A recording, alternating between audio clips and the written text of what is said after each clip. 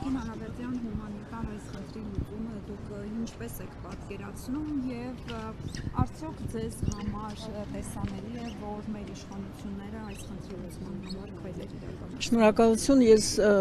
հարցի երկրորդ մասից սկսեմ։ Այսպես չի, որ Հայաստանը առաջին անգամ է ապրում այսպիսի վիճակը, այսինքն երբ որ մենք ունենում ենք բավականին շատ անհայտ կորածների, որոնց անգամ մենք թիվը չգիտենք, դա ինքնին արդեն այսպես ասած լրացիալ եւ պասիվության արդյունք, որպես արդյունք հանցագործություն է, իսկ երկրորդը հայտնի արդեն դարձած ովքեր որ գտնվում են անազատության մեջ։ Եթե մենք վերցնում ենք թե այս ակտիվությունը, որը ես ողջունում եմ, պետք է հստակեցնեմ, ես ունեմ հիմնավոր կասկած, որ ոչ միայն չի անում Հայաստանի Հանրապետության կառավարությունը իր պարտականությունները չի կատարում, այլև խոչընդոտում է։ Այդ տվյալ դեպքում այդ օրինակը, որ հանդիպումը տեղի չի ունեցել, դա հստակ Հայաստանի Հանրապետության կառավարության մեղքն է։ Էլի եմ ասում, դա այդ պիսի խոչընդոտումը միայն նշանակում է մի բան, որ Հայաստանի Հանրապետության կառավարությունը կրկնում եմ, ոչ միայն չի անում իր պարտականությունները չի կատարում, այլև խոչընդոտում է այս ծնողների գործնեությանը։ Որն է երկուստի բարակայում եւ չանելու եւ ձեր Խնդրեմ, նայեք, ուրեմն ես սկսեմ ոչ տիպային, բոլորը սկզբից խոսում են քաղաքական, ռազմաքաղաքական ղեկավարության մասին, որոնց հայտնվելը ընդհանրապես մշուշու ներքո է, թե ինչպես նրանք հայտնվեցին անազատության մեջ, ես կսկսեմ խոսել այդ բենզալուծակայանի պայթյունից հետո, մինչ այսօր, եթե չեմ սխալվում, 22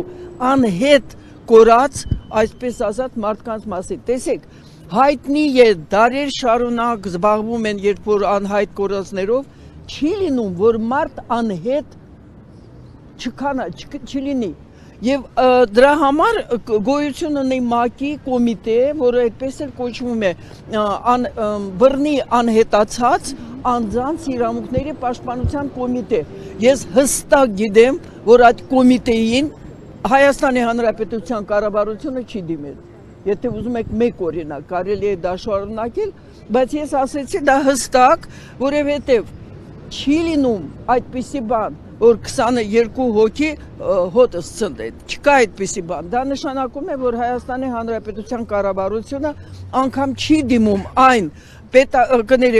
միջազգային այն մարմիններին, որոնք որ կարող են այդ հարցում գոնե ինչ-որ մի բան անել։ Մյուսը որն է, մյուսը նա է, որ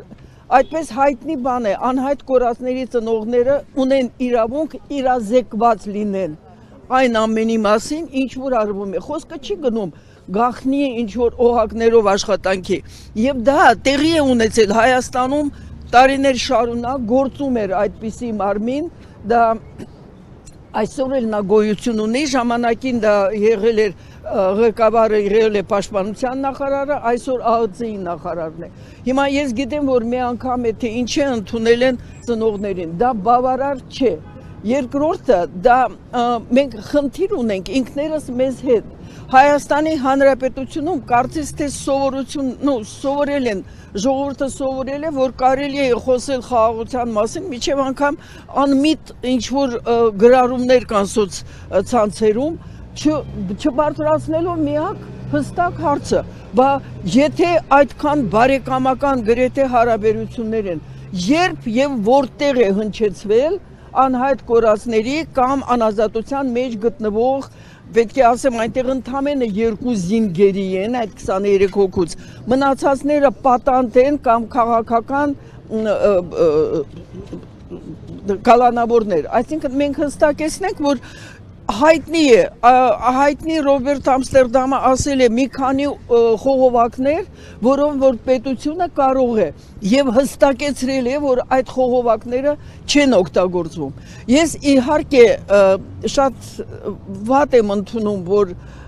Հայկինը դիմում է Մեհրիբան Ալիևային, բայց մենք էլ պետք է հասկանանք, դա այն անճարության վիճակն է, որտեղ որ ինքը իր ամուսնու վերադարձը կյանքը գտնում եմ, որ շատ ավելի բարձր է, քան լռության մատնված, լռությամբ ընդունած այս Հայաստանի Հանրապետության կառավարության այդ դիրքորոշումը։ Եվ հստակեցնեմ, մարդու իրավունքների պաշտպանությունը չի ճանաչում որևէ քաղաքական կամ աշխարհաքաղաքական պատճառաբանություն։ Երկիրը պարտավոր է եւ կրկնում եմ, մենք անցել ենք այդ ճանապարհը տարիներ շարունակ։